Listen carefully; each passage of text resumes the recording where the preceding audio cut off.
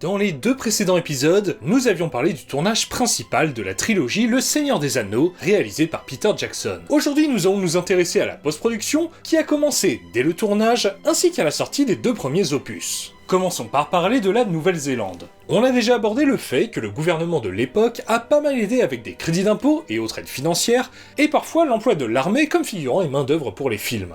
S'ils ont fait ça, c'est dans l'espoir qu'il y ait des retombées économiques sur le pays avec les emplois créés par le tournage, mais surtout avec le tourisme lié au film. Il faut dire que les films mettent bien en avant les paysages du pays. Et puis il y a aussi la possibilité d'en profiter pour inciter à avoir plus de tournages et ainsi améliorer l'industrie cinématographique du pays. Pour organiser ça, le gouvernement néo-zélandais a créé un poste. Ce job a été filé au ministre de la Recherche, des Sciences et Technologies, et pour ce job, la presse l'a surnommé le ministre des Anneaux. Le montage de la trilogie devait être à l'origine assuré par Jamie Selkirk, qui avait monté tous les précédents films de Jackson. Mais vu l'ampleur de la trilogie, ils ont préféré avoir un monteur par film. Selkirk a monté le troisième opus et était également le superviseur du montage de l'ensemble de la trilogie, ce qui explique peut-être son crédit de coproducteur, car les crédits des end titles doivent correspondre à des règles définies par les différents syndicats hollywoodiens. Et je suppose que superviseur des montages n'est pas un rôle vraiment bien défini, mais en revanche les studios hollywoodiens ont pas mal tendance à donner des titres de producteur, coproducteur ou producteur exécutif à titre honorifique à des gens qui n'ont pas fait vraiment un travail de production. Le fait d'avoir une personne qui supervise le montage des trois films aide à la cohérence générale de la trilogie. Et Peter Jackson était aussi très impliqué sur le montage. Mais j'ose espérer que c'est le cas d'à peu près tous les réalisateurs de cinéma. John Gilbert, le chef monteur du premier film, est un néo-zélandais qui a bossé sur pas mal de projets télé, mais aussi au cinéma. Depuis La Communauté de l'Anneau, il a bossé sur plusieurs films hollywoodiens célèbres. D'après Jackson, New Line Cinema, le studio qui a financé la trilogie, a peu interféré dans le montage. Mais le film était beaucoup trop long, plus de 4 heures. Et donc, beaucoup de scènes ont été coupées, ce qui est normal, c'est assez récurrent de se rendre compte au montage qu'une scène ne marche pas ou ne s'intègre pas bien dans le récit ou que le film est trop long. L'idée de ce montage resserré est de se concentrer sur Frodo et l'anneau. Hormis ça, toutes les scènes qui n'étaient pas capitales ont été coupées.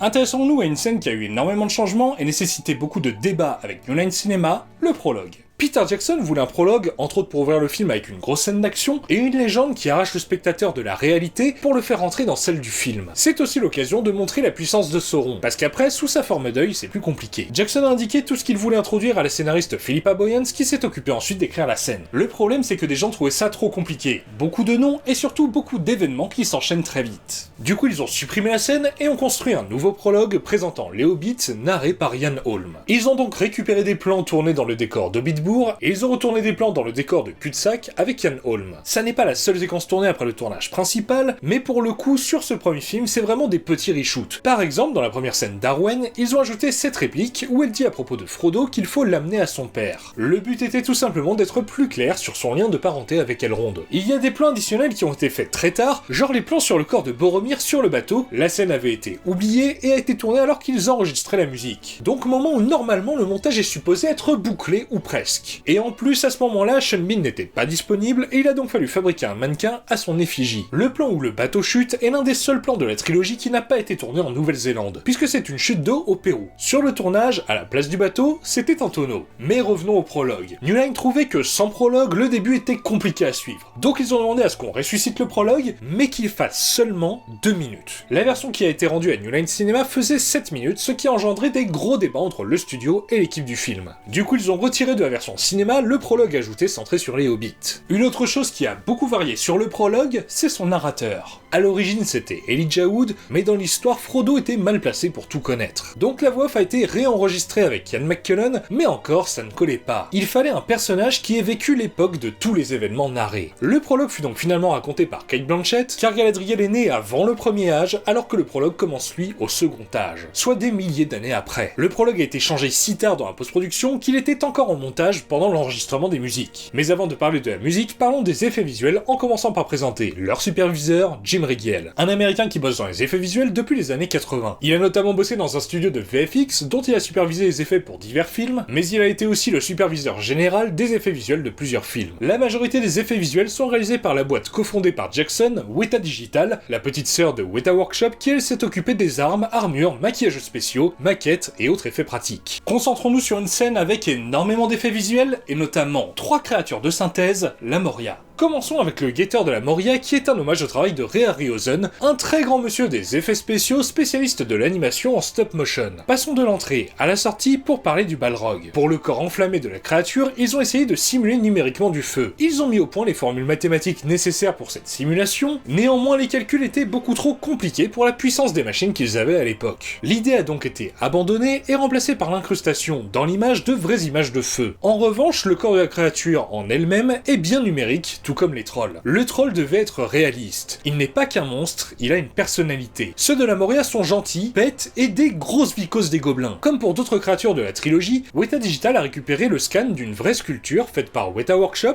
puis ils y ont ajouté les os et les muscles qui permettent de transformer la sculpture en une marionnette numérique. Et ensuite, il n'y a plus, entre guillemets, qu'à gérer l'animation, l'éclairage et les textures. Le troll étant humanoïde, il est en partie animé grâce à la capture de mouvement, la motion capture. Il en est d'ailleurs de même pour les membres de la communauté de l'anneau courant dans les gigantesques décors faits en maquette, pour les plans filmés d'assez loin pour qu'on ne voit pas la différence avec un véritable humain. En parlant de motion capture, il n'y a pas que les mouvements des personnages qui peuvent être capturés. Il peut aussi y avoir celui de caméras filmant des décors virtuels. Il ne me semble pas que cela soit une première, mais ils ont motion capturé une vieille caméra. L'idée étant que les mouvements faits par la caméra réelle soient reproduits en temps réel par une caméra virtuelle. Bon, certes, avec des images de synthèse dégueulasses, et seulement ensuite, une fois qu'elles ont été validées, sans le temps réel, ils en font des images de qualité. Cela permet à un cadreur, ou Peter Jackson lui-même, de filmer le monde virtuel comme il filmerait le monde réel. C'est donc un ancêtre des technologies de production virtuelle actuelles, comme par exemple la technologie utilisée entre autres sur The Mandalorian, afin d'afficher sur un écran LED l'image du décor virtuel. Dans la trilogie, il n'y a pas que ces grosses scènes à effets visuels impressionnants. Il y a aussi plein de petits effets discrets. On efface une route, une voiture, ou alors on étend le décor en incrustant l'image d'une maquette. Ce sont des choses que l'on oublie souvent car ce ne sont pas des effets visuels tape à l'œil. Souvent on ne les voit même pas. Et pourtant, il reste capital pour un film. Intéressons-nous à un effet qui pour le coup se remarque bien, mais qui dans Le Seigneur des Anneaux n'est pas à 100% une création numérique. Lorsque Frodo enfile l'anneau, il devient invisible. Et surtout, il voit le monde différemment. Par exemple, il voit les Nazgûl sous leur forme spectrale bien flippante. En fait, ce sont des personnes filmées en vrai avec des prothèses et du maquillage. Ils sont filmés avec un grand nombre d'images par seconde, pour pouvoir ensuite être diffusés au ralenti, et ils sont également modifiés en post-prod. L'image est déformée en utilisant des vidéos de feu et d'eau comme base pour la déformation. Mais parlons du chef des Nazgûl, et des forces du mal en général, Sauron. Pour designer son œil, au début ils avaient pensé à 2 arcs électriques reliant l'œil à la tour. Mais Jackson n'en voulait pas. Au final ils ont décidé d'utiliser des éclairs, ce qui est un peu plus naturel comme effet. Weta n'a pas fait que les effets du film, ils ont aussi créé sa typographie. Le taf avait déjà été fait par une boîte américaine spécialisée, mais le résultat n'a pas convaincu. Donc Weta a refait le taf au dernier moment. En revanche, Weta n'a pas fait tous les effets visuels du film. Faut dire que sur un film avec autant de plans truqués, c'est pas forcément la norme de tout faire par la même boîte. D'autant que Weta était encore un jeune petit studio. Et pourtant, ils ont quand même fait l'immense majorité des effets. Ils ont notamment sous-traité des effets de compositing, donc le mélange de plusieurs images, ou de matte painting, donc en gros des décors dessinés en 2D. Et puis par manque de temps, ils ont confié la scène du Quai de Brennan à Digital Domain, boîte cofondée par James Cameron, assez importante et dont on a déjà parlé dans les vidéos sur Marvel. Ils ont utilisé des logiciels internes à la boîte servant à générer des effets de volume et de simulation de fluide, en l'occurrence de l'eau. Passons au son et revenons sur Sauron qui a une voix qui est aussi celle de l'anneau. Elle est interprétée par le Britannique Alan Howard qui a joué à la télévision, au cinéma, mais surtout au théâtre. Il a été membre pendant près de 10 ans à la Royal Shakespeare Company, puis a bossé plusieurs fois au Royal National Theatre. Lors de la post-synchronisation, donc le moment où on réenregistre dans un studio son les répliques dont le son n'était pas bon pendant le tournage, Andy Serkis est venu faire les quelques répliques de Gollum que l'on voit très vite fait dans le premier opus, et puis au passage, ils lui ont demandé s'il pouvait faire la voix des Nazgûl. C'est ainsi qu'il est devenu la voix du roi sorcier d'Angmar pour l'ensemble de la trilogie. Restons sur le roi sorcier d'Angmar pour parler du cri des Nazgûl qui lui n'a pas été fait par Serkis. Les équipes du son ont eu du mal à trouver un son assez flippant pour ce cri de Nazgûl, aucun son ne convenait, mais ils ont trouvé le bon son grâce à la scénariste et productrice Fran Walsh qui a accepté de pousser ce cri bien flippant face au micro alors qu'elle avait une angine. Sa voix a ensuite été modifiée, mais donc à la base ce cri c'est une meuf qui a la crève. Le troll a sa voix créée grâce au son de divers animaux tels que le lynx et le morse. Pour faire des orques et gobelins ils ont utilisé des cris d'éléphants de mer et d'opossum, et pour faire le bruit du balrog, ils ont frotté un parpaing sur du bois, et je suis admiratif de l'imagination dont doivent faire preuve les bruiteurs. Allant du son vers la musique, ils ont proposé le taf à James Horner, probablement l'un des plus importants compositeurs hollywoodiens de l'époque. Mais il a dû refuser car cela aurait impliqué d'aller 1 an en Nouvelle-Zélande, et sa fille avait eu des soucis médicaux, et il ne voulait donc pas s'éloigner de sa famille. À sa place, ils ont choisi Howard Shore, ce qui peut sembler bizarre car il n'était pas habitué à ce genre de gros films épiques. Il fait notamment pas mal de drames et thrillers.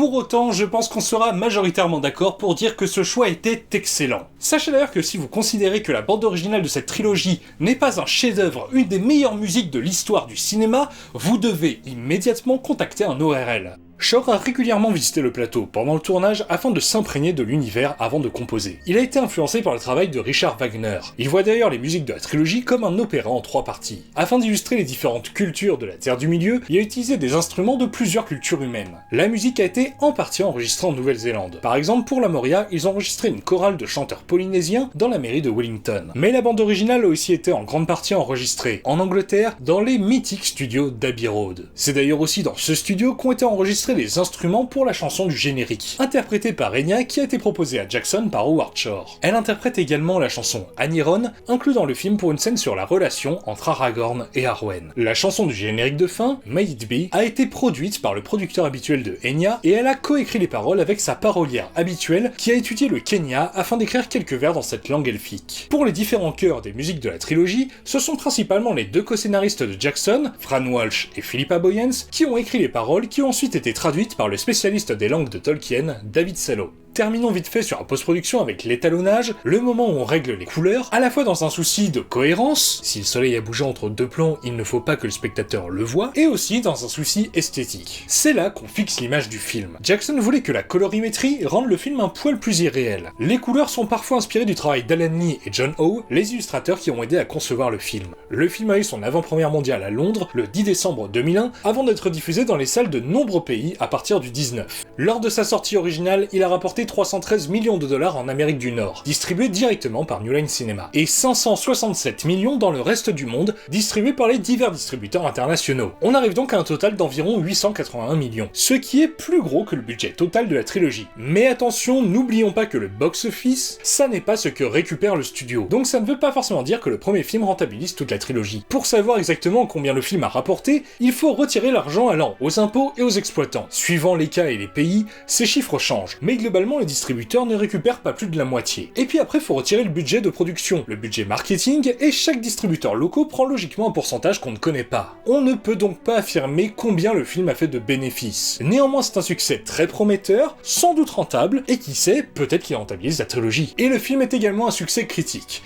Il remporta de nombreux prix, notamment 4 Oscars et 9 nominations sans victoire. Logiquement, New Line a mis le budget pour bien terminer les 2 tours et le retour du roi, qui nécessitaient beaucoup de reshoots pour être convenablement terminés. Et Jackson eut aussi la possibilité d'utiliser une partie des scènes coupées pour créer une version longue pour la sortie vidéo du film, quelques mois avant la sortie en salle du second opus. Pour autant, toutes les scènes n'ont pas été réintégrées. Et c'est normal, le but c'est de faire un bon film, même si très long. Si une scène ne colle pas, elle ne colle pas. Par exemple, la communauté devait être poursuivie par des gobelins à la sortie de la Moria et les elfes les sauvaient. Pour le coup, la scène n'a même pas été montée. Si la version cinéma se centre sur ce qui concerne directement Frodo et l'anneau, là ils ont pu développer la backstory d'Aragorn, mais aussi ajouter des scènes qui servaient à préparer des éléments des suites. C'est le cas par exemple de la scène des cadeaux que fait Galadriel aux membres de la communauté, mais aussi des scènes montrant que Gollum suit le groupe. En parlant de Gollum, passons au film qui l'introduit vraiment, les 2 tours. Le montage de ce second opus est assuré, toujours sous la supervision de Jamie Selkirk et bien sûr Peter Jackson, par le néo-zélandais Michael Horton, qui a monté des films que Peter Jackson kiffait enfant. Et il a également monté plusieurs films de Geoff Murphy, l'un des réalisateurs seconde équipe du tournage principal du Seigneur des Anneaux. Pour ce film, New Line voulait un prologue, résumant la communauté de l'anneau, narré par Cate Blanchett comme le prologue du premier film. Mais Peter Jackson, lui, n'en voulait pas. Si tu viens voir les 2 tours, tu dois avoir vu la communauté de l'anneau. Il y a donc eu pas mal de débats sur la question. Jackson voulait qu'on rentre directement dans l'action grâce au combat entre Gandalf et le Balrog. Il aimait l'idée de reprendre une scène du premier film importante pour le second, un peu comme Retour vers le futur 2 qui s'ouvre sur la fin de Retour vers le futur 1. À l'origine, le combat des 2 Maillards devait continuer après être tombé dans l'eau avec le Balrog éteint et visqueux, mais les images de synthèse auraient été trop chères donc ils ont réduit la scène. Le film a 3 histoires parallèles, celle de Sam et Frodo, celle de Pippin et Merry et celle du reste de la communauté. L'imbrication des 3 a été assez compliquée, il ne faut pas rester ni trop longtemps ni pas assez sur une même intrigue. C'est en partie pour ça que d'après Jackson, le deuxième film fut le plus dur à écrire et à monter. Un exemple de ce difficile équilibre est le montage alterné de la bataille du gouffre de Helm et du Conseil des Ents. Le passage de l'un à l'autre a pour but d'éviter que l'on soit lassé, ni par la bataille, ni par la palabre. En parlant de la bataille finale, il a été décidé d'éviter d'enchaîner plus de 3 ou 4 plans sans y voir l'un des héros, afin de se concentrer sur eux. La bataille est plus impressionnante et émotionnelle si on la voit du point de vue des héros auxquels on est attaché, et des plans aériens ont été ajoutés afin de rendre plus clair l'évolution des positions et avoir une petite aération entre tous ces plans filmés au plein milieu du combat. Bon, par contre, ça a été demandé très tard dans la post-production et ça a bien saoulé les équipes de Weta. Avant la bataille, Legolas rend à Aragorn le bijou d'Arwen qu'il perd plus tôt. Mais cela a été décidé après le tournage principal, et comme à la base il ne perdait pas le collier, dans certains plans, au lieu de les retourner, ils ont effacé le collier numériquement. Si pendant le tournage, des scènes avec Arwen au gouffre de Helm furent supprimées, au montage, un flashback montrant la rencontre d'Arwen et Aragorn fut supprimé également, pour la simple raison qu'ils ne savaient pas vraiment où la mettre. Plus tôt dans le film, lorsque Frodo, Sam et Gollum sont au Marais des Morts, il devait y avoir un flashback sur le jour où Sméagol a découvert l'anneau. La scène a été coupée car elle ralentissait le film, et à ce moment-là, on ne connaissait pas encore bien Gollum. Elle fut reprise dans le troisième film, tout comme la mort de Saruman, coupée car le film commençait à être long. Il vaut mieux ne pas continuer trop longtemps après la fin du climax. D'autant que New Line voulait que la version cinéma fasse moins de 3 heures. Mais s'il y a des scènes qui ont été supprimées, il y en a aussi qui ont été rajoutées. Pour compenser la coupe de la fin avec Saruman, ils ont créé une fin avec le monologue de Sam, par-dessus le montage parallèle de la fin des batailles du gouffre de Helm et d'Isengard. Pour la première version du montage, avant que Sean Astin puisse la tourner, c'est Peter Jackson qui l'a imité. Bien plus tôt dans le film, ils ont ajouté quelques plans lors de la scène où Pippin et Merry sont prisonniers des orques pendant la nuit, avant de rentrer dans la forêt de Fangorn. Dans ces reshoots, ils parlent du fait que les arbres parlent. Et cet ajout permet aussi de lier 2 scènes pour n'en faire qu'une, car en fait il devait y avoir 2 nuits et de la marche entre les deux. Il est de manière générale assez récurrent que des reshoots servent à retourner des petits bouts de dialogue en plan rapproché, ce qui nécessite donc moins de reconstruire des gros décors, et pour les plans larges, ils sont déjà pour l'essentiel tournés pendant le tournage principal. Pour la scène du Marais des Morts, les corps que l'on voit dans l'eau devaient à l'origine être faits en images de synthèse. Mais au final, ils ont préféré utiliser des mannequins en silicone, immergés dans un décor construit sur le parking des studios de Stone Street.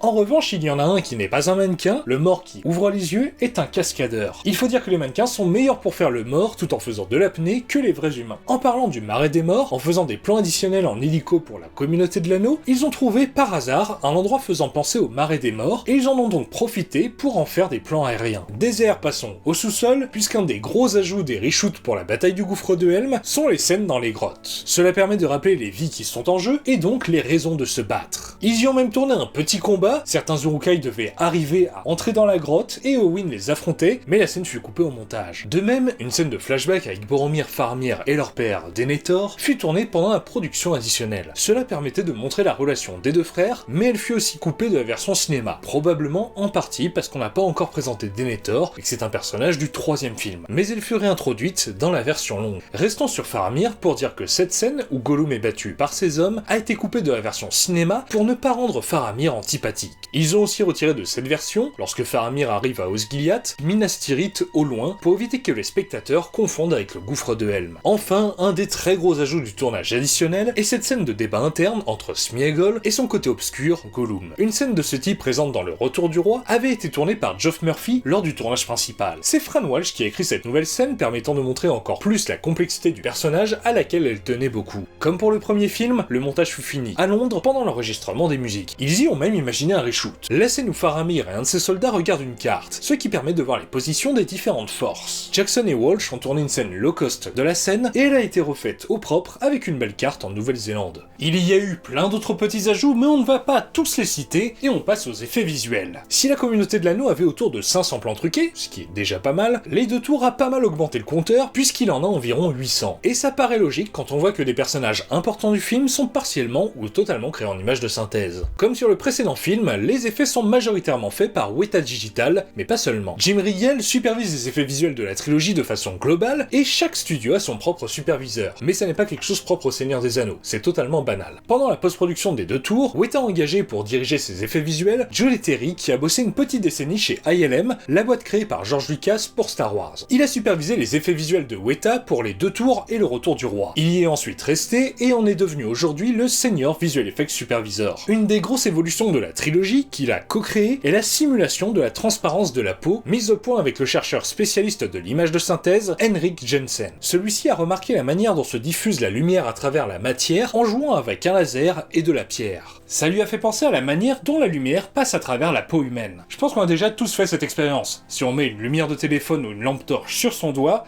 la lumière passe à travers le doigt et devient rouge. Et pour simuler ça, il faut que le personnage ait plusieurs couches de peau, dont certaines ont de la transparence, comme un véritable être humain. Pour faire cela, ils se sont inspirés du travail de fabrication de mannequins réalistes tels que celui de Boromir, et ils ont eu l'aide de Gino Acevedo, l'un des responsables des maquillages prothèses de Weta Workshop, qui donc sait comment faire cet effet sur des vrais mannequins. Depuis, il est resté dans le numérique et bosse sur les textures chez Weta Digital. Et justement, parlons d'un personnage qui a gagné en réalisme grâce à cette technique, Gollum. Dans le premier film, on le voyait déjà un peu, notamment quelques plans où il se fait torturer par les orques. Là, les bras sont ceux d'une artiste de Weta Workshop avec des prothèses, modifiées en post-production pour que les bras soient encore plus minces, comme ceux de Gollum. Mais pour ses autres apparitions, c'est un modèle 3D qui, comme on l'a dit dans les précédentes vidéos, a depuis évolué pour ressembler plus à Andy Serkis. Et il a encore évolué pour le Retour du Roi, même si le design reste le même. Il y a eu pas mal de questionnements sur la manière de l'animer, et visiblement, il y a eu des engueulades en interne entre les équipes de motion capture et celles d'animation 3D classique. Au final, Gollum est un hybride, et cela a été nécessaire à cause des technologies de l'époque. Quand l'interaction est parfaite avec les acteurs sur le tournage, où il n'était pas motion capturé, autant l'animer en copiant son jeu fait sur le plateau. Mais sinon, il refaisait la scène en studio, dans sa fameuse tenue recouverte de points réfléchissant les infrarouges émis et réceptionnés par des dizaines de caméras, ce qui permet la captation et l'enregistrement de ses mouvements. La motion capture est très utile, mais imparfaite, surtout à l'époque. Par exemple, les doigts c'était compliqué, de même la motion capture du visage n'était pas encore parfaitement au point. Une des premières scènes de Gollum qu'ils ont fait, c'est celle avec le lapin. Elle était difficile car elle contient pas mal d'interactions et d'expressions faciales. Une fois la scène parfaite, ils sont passés aux autres scènes. Mais du coup, le temps de faire ces autres scènes, ils ont bien amélioré leur manière de faire, et ils ont donc dû rebosser sur la scène du lapin pour la mettre à niveau. Et le monologue final en plan séquence fut si compliqué que c'était l'une des premières séquences confiées à Weta, et pourtant l'une des dernières finies. Passons à l'autre important personnage numérique. Silverbard devait à la base n'avoir que sa bouche faite en image de synthèse, mais ils ont jugé que ça serait trop chiant de la faire puis l'incruster dans l'animatronique, donc ils ont préféré remplacer toute la tête en image de synthèse. La scène de la dernière marche des Ents devait à la base avoir lieu dans la brume pour ne pas trop en montrer et donc que ça coûte moins cher. Mais l'augmentation du budget suivant le succès du premier opus a changé la donne. Pour les plans des Ents attaquant les orques, Jackson a demandé à divers animateurs de chacun imaginer et animer leur petite scénette et il a gardé celle qu'il aimait.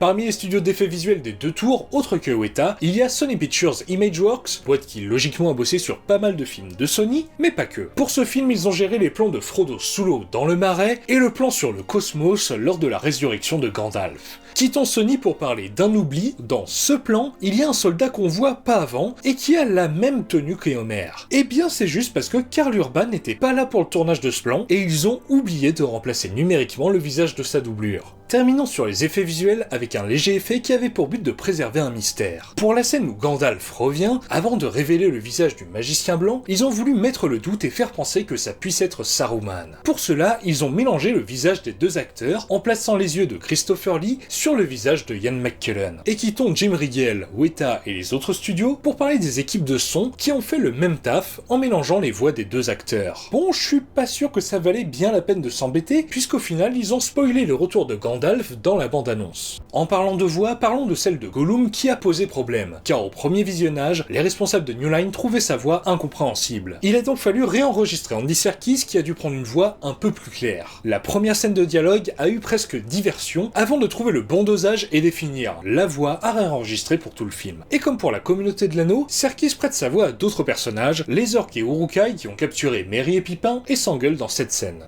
Pour changer la voix de John Rhys Davies, qui en plus de Gimli interprète Silverbard, ils ont diffusé l'enregistrement de sa voix dans un grand tunnel de bois avec des angles et ils ont enregistré le résultat à l'autre bout du tunnel. Pour le cri des bêtes volantes des Nazgûl, ils ont utilisé le cri d'un âne. Et le bruit du genre de coup de fouet de leur queue est créé avec une râpe à fromage qui vole entraînée par un fil. Parce que pourquoi pas. D'ailleurs, les bruitages de la trilogie ont été en partie enregistrés en Australie, dans les studios Redline à Sydney, mais aussi en Nouvelle-Zélande et dans des endroits qui peuvent paraître étranges, comme un cimetière. La raison de ce choix, c'est qu'il n'y a pas grand monde la nuit dans ces endroits, ça permet donc d'avoir un son propre, sans bruit. Dans un style plus bruyant, ils sont allés dans un stade de cricket, à la mi-temps, pour enregistrer les cris de la foule d'Uruk-hai. Jackson a dirigé la foule en leur demandant de crier, notamment un texte dans la langue des orques, écrit sur les écrans géants. Bon, par contre, tout n'était pas exploitable, parce que dans l'euphorie générale, et je suppose un peu d'alcool, certains ont crié des choses qui ne collaient pas, par exemple, Peter, on t'aime. Et finissons sur le son avec la musique. Comme prévu, toujours composé par Howard Shore. Pour le Rohan, il a utilisé des instruments un peu folkloriques pour que ça puisse donner l'impression d'être des vrais instruments du Rohan. Ça rend la musique authentique, même si elle reste extra-digétique. Par exemple, un des instruments qu'on entend le plus dans le thème du Rohan est un violon traditionnel norvégien. Au passage, dans la version longue, il y a une chanson pour l'enterrement du fils de Théoden, elle est chantée dans une ancienne langue du Rohan, qui est en réalité du vieil anglais. Le thème musical de Gollum et Sméagol est dérivé du thème de l'anneau. Faut dire que c'est probablement le personnage qui est le plus proche de l'unique. Et le personnage, très important pour ce second opus, a le droit d'être au centre de la chanson du générique de fin, Gollum's Song. Ils ont proposé à la célèbre chanteuse islandaise Björk de l'écrire et l'interpréter, mais elle était enceinte et était à 1 mois de son accouchement. Elle a donc refusé. Les paroles ont été finalement écrites par Fran Walsh et la musique composée par Howard Shore. Ils sont ensuite retournés voir Björk pour lui proposer de seulement l'interpréter, mais elle a refusé pour les mêmes raisons. Ils ont donc cherché une autre chanteuse au style proche de Björk. Ils avaient 3 pistes et celle choisie est la chanteuse islandaise Emiliana Torini. Et Björk n'a visiblement pas apprécié que suite à son refus, ils aient essayé de refaire son style avec une autre artiste. Les deux tours a eu son avant-première mondiale à New York le 5 décembre 2002 avant de sortir dans une grosse partie du monde le 18 décembre. Jackson a profité de l'avant-première néo-zélandaise pour forcer la main à Mark Hordeski de New Line Cinema en lui demandant devant tout le monde à ce que le 3e opus ait son avant-première à Wellington et forcément, il a accepté. Tout comme le premier film, cet opus a eu plusieurs prix, moins d'Oscars que le premier, mais ça reste honorable. La seconde partie de la trilogie a rapporté lors de sa première sortie 340 millions de dollars en Amérique du Nord et 597 millions dans le reste du monde, soit un total de 937 millions, soit 56 millions de plus que le premier film. En cumulant les deux, on obtient 1,8 milliard, ce qui comparé à certains blockbusters d'aujourd'hui paraît plutôt bien, mais à l'époque était encore plus exceptionnel. Donc même s'il manque plein de variables et qu'on est sûr de rien, il est dur de ne pas penser que la trilogie est déjà rentable avant même la sortie du 3e opus. Il ne nous reste d'ailleurs qu'à parler de la post-production de ce 3e opus, et ce sera le sujet du prochain et probablement dernier épisode de cette série. En attendant, si vous avez aimé cette vidéo, n'hésitez pas à la liker, la commenter, la partager, vous abonner, mettre la petite cloche afin de ne pas manquer le prochain épisode,